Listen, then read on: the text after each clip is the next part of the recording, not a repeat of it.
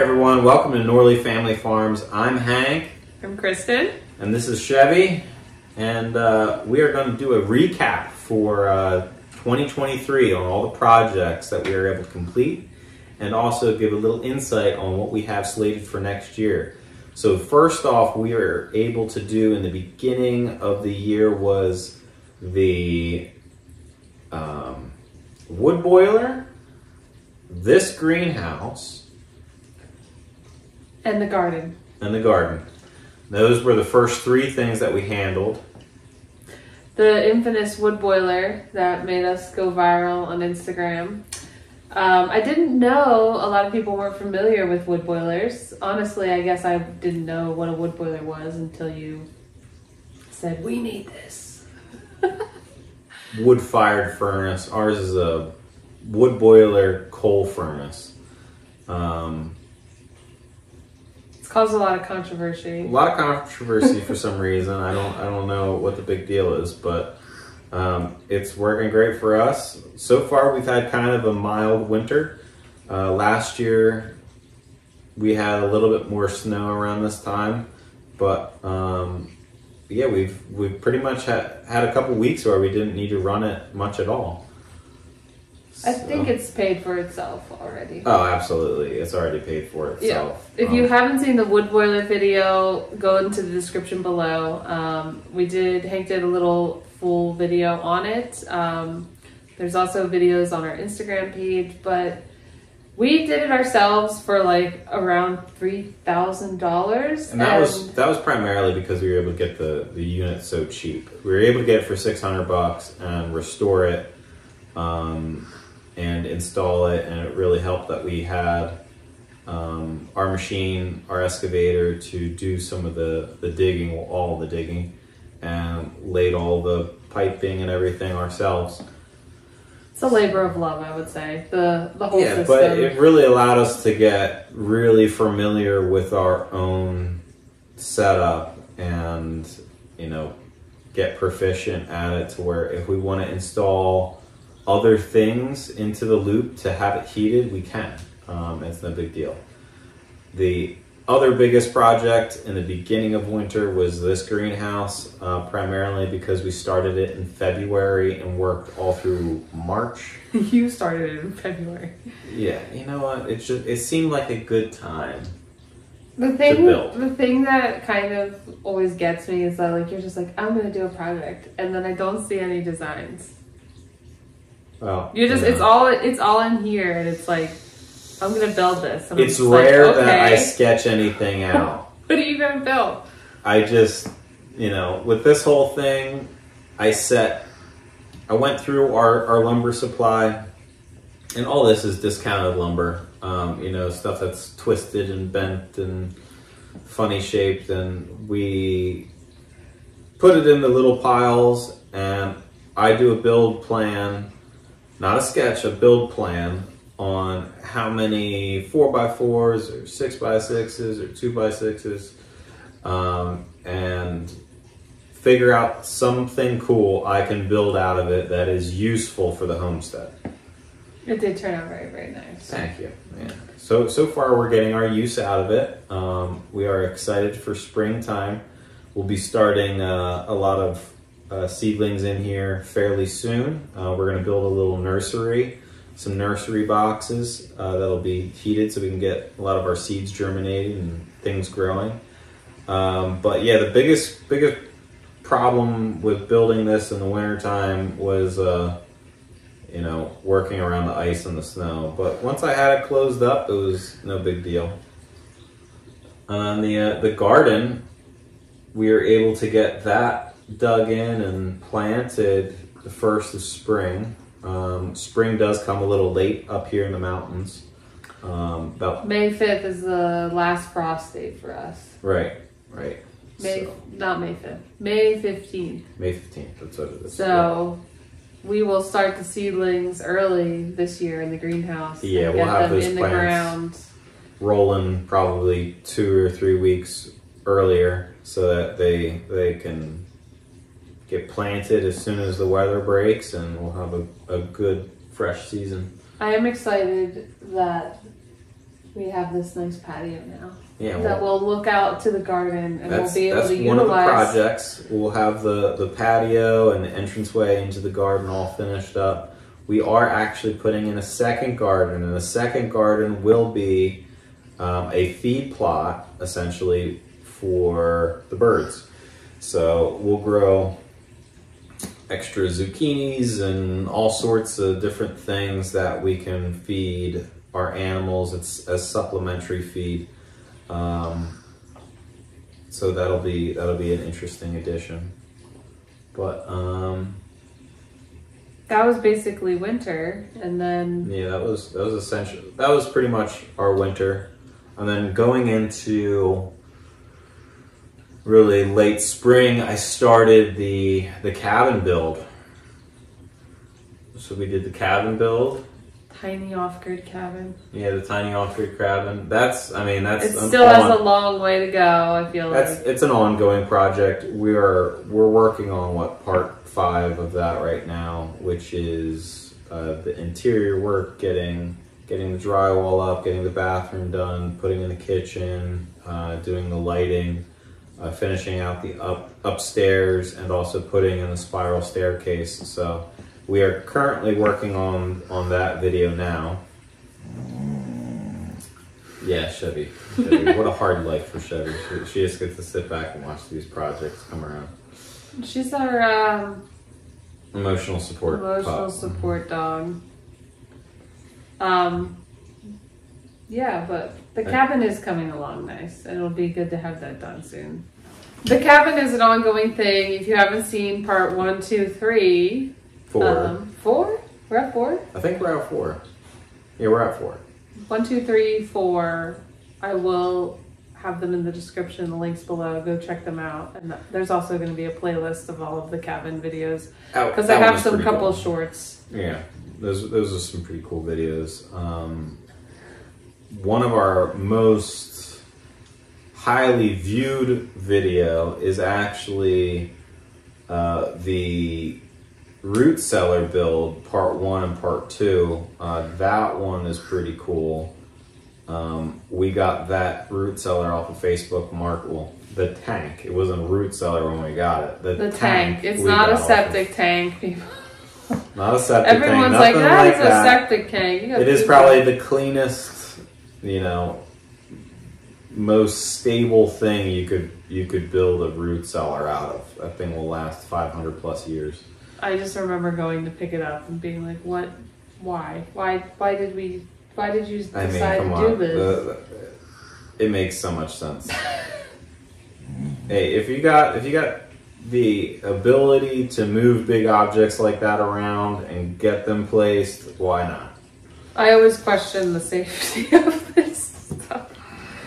But sometimes you just gotta run and gun. You gotta get it. Run and gun. I just hold my breath the entire way back, but it's not bad. It got here. It was safe. We moved it safe. It fit on the trailer. It got to where it needed to go. It just looked very weird, but we got it here, and you worked your fiberglass magic with the entryway, and then we had our friends Seth and Andy come up and Thank you guys. And that was a big weekend. Yeah, that was kind of a pain, but we got that done super quick. We got that the area cleared, the pit dug for it, and it buried in place in a weekend. That was a good weekend. Weekend warrior, Hank. Yeah, it was a solid weekend. So, and then we finished out the rest of it over that following week. But yeah, that was a fun project. And it's working great, honestly. I mean, it's holding temperature. It's doing everything a root cellar should be doing. So we have a lot of food that's in there now. It's leftover stuff from the garden, and a lot of stuff Kristen canned through the summertime from the garden. So that's working out. Looking to really stock up on stuff and have that all situated next year. Yeah, hopefully the canning game is up next year with the garden. Yeah, it's an art. It is an art. It's an really old-fashioned art. Yes. So then after we built the root cellar, since we cleared the area next to the root cellar, we ended up making that what we call goat world. So I had so many stumps that I thought would be a cool material to build something out of. And there was like, I don't know, probably 30 stumps.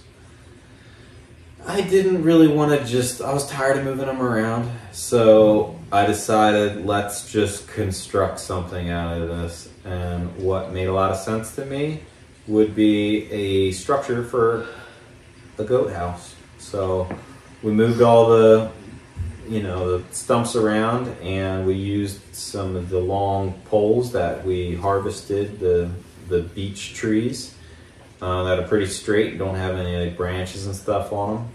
So we stacked all those up and got it all planted and situated and put a gate up around it. So now it should be 100% ready for goats next year. Goats. So that's one of our big spring things, is we'll be getting our goats finally, and they'll have a place all, plug and play, ready to go for them. So that'll be sweet. And then we did do a video on the goat build out, so it's in the description below. Yeah, people were probably like, what is this crazy that was not one of our highest viewed videos, but it's cool. I mean, it allows them to climb up on top and eat grass and relax and whatever. Yeah. Do goat things. And then the birds.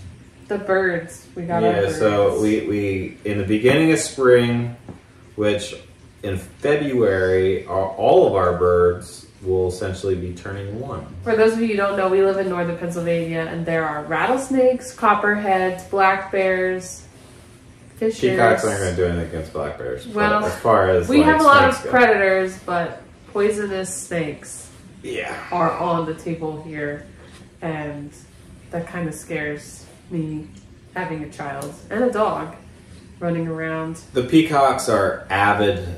They will not allow a single snake in their territory. So once they're over a year to year and a half, they're kind of trained like outdoor cats, where you can like let them out and then they know where to come back to get fed. So they end up, they'll start to branch out a little bit. They'll start to move around and get more familiar with their habitat.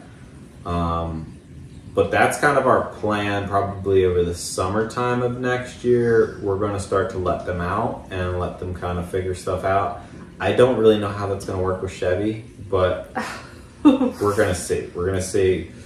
Obviously, we're not going to allow the birds to get harmed, but Chevy's already pretty friendly with them. I mean, she goes up to the cage and like not their cage, but they're like outdoor run. Chevy loves the birds. Chevy loves the birds, but she may try to play with them and they may take it the wrong way. So I don't know. We'll see how that's going to work out. But we got the chickens all situated. I'm actually, after I'm done this other build in the shop that I'm working on, the fallout shelter, I'm going to... It's a survival shelter. Survival shelter, you name it. It's a shelter. With the SEO words. So I'm actually going to be building another chicken coop probably in the coming weeks, which is going to be meat chickens. So we're getting meat chickens. Yeah, so that's going to be on the other side. Basically, we're keeping bird world. We're just adding another zone onto bird world. So we got the peacocks here. We got our flock of egg layers here. And then we got a garden shed, and then we're going to put them, so it's all going to be like a triangle of birds.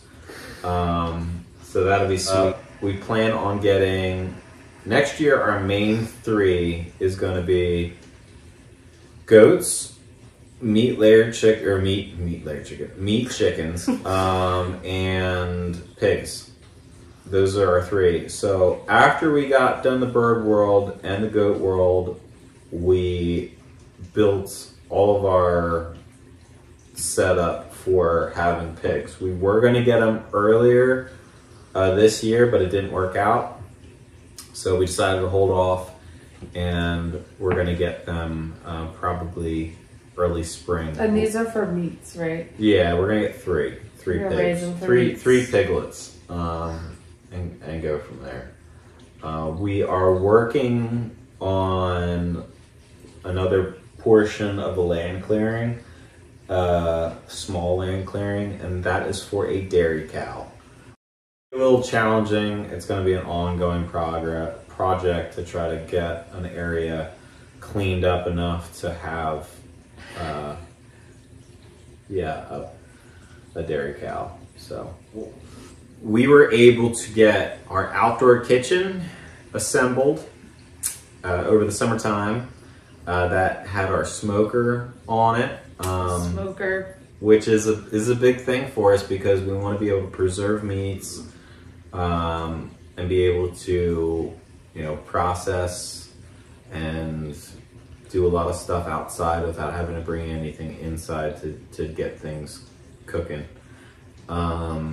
we did do a smoker video. We did do a small smoker video. Link in the description below if you're interested in how we build our smoker. We did that out of an old wood stove, and then we welded together a big box, and we had a ton of bricks. Our end of the year projects that we were able to get done before it really started to snow quite a bit was our lean-to. We really needed that to keep our equipment out of the elements. We're gonna finish up wrapping that next year and also get it organized. We have a lot of stuff that's just kind of like sitting outside that when we moved up here we just kind of had to make piles of. So that'd be nice to get all that cleaned up. And then our biggest end of the year project was probably finally getting our solar done, and everything hooked up officially. So I don't have to deal with that project anymore. It's kind of nice. But yeah, a lot of our stuff's running off of that. The lighting in the shop, the whole greenhouse, the wood boiler. Yeah, any power out to the birds, and also the root cellar, all is powered by the same line. So the wood boiler is 100% off of solar, so free heat. It's the definition of free heat. Yeah, definition of free heat. But the solar system, I guess, could be expanded in the future. Really, we need to double the size of it because we're only at half of the wattage for the inverters. For our inverters that we can apply to our system. So yeah, the solar comments always get me. Why don't you heat with solar? I don't think people understand the magnitude of. We have a pretty good amount of panels, but they take up a ton of area. So what I have to, in order to apply more panels, I have to clear more area, build more things. It's a whole thing. But also solar panels, the initial investment is a lot.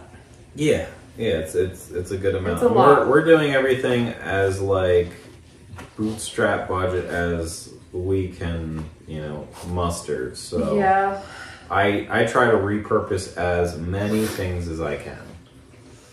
So yeah, next year's project are really finish out the cabin and get a lot of the animals that we wanted to get, and yeah, get the pasture cleared up, and I don't know, I have some ideas in my head, but I'm not sure exactly if I want to make a video about yet or not. And that's going to be developing our springs that are down the mountain, but that's a commitment, so we'll see if we're going to be jumping on that or not. We're building a sauna. We are building a sauna. We're gonna build a sauna. We're gonna build a stone sauna, which sounds nuts. I don't know. I just want a sauna that's cedar under the deck. Yeah, I don't know. Why do you have to take it to the next level? It would be We have so many stones around here. But stones get super hot. We'll see. We'll see how it's going to come together. Other thing that we talked about getting done as soon as possible is the loft in the shop. Yeah, so we're going to build... We're going to build an office. We have a large loft that we built and framed out, but I've kind of ignored finishing. I think it comes down to resources. Yeah, resources and time. But that's the goal, like in the winter time, is to get that situated so we have an office. Yeah, to work office, out a couple of. extra bedrooms, bathroom, kitchen, playroom for Maddie, and then but she probably won't want to play. She just won't be a with proper wrenches. office so that we can do a lot of our video editing and manage a lot of this stuff. So, but also have a space to do conference calls, right? So we are doing consulting. If you have a problem in your homestead, if you want to talk with us to brainstorm ideas on how to save money, ideas to become self-sufficient, whatever you want to have an in-depth conversation with about, we have a link and we're doing calls. It's because we want to help other people become more self-sufficient in 2024. I think that's like the main thing going in for me, is like building more self-sufficient skills. Small, like bread, canning, sewing, like the homebody skills. The homebody skill. Yeah. But I can also work. For me, it's just building cool, fun stuff that actually has a use. I mean, why not? Thank you guys for watching. If you like the video, don't forget to hit thumbs up. If you haven't already subscribed to our channel, subscribe. If you aren't following us on Instagram, go over to Doily Family Farms on Instagram. We have a community of about 21,000 over there. So join in our journey of self-sufficiency in our homestead, and we wish you a happy and healthy 2024. And it's going to be a crazy year. It is. It's going to be a crazy year.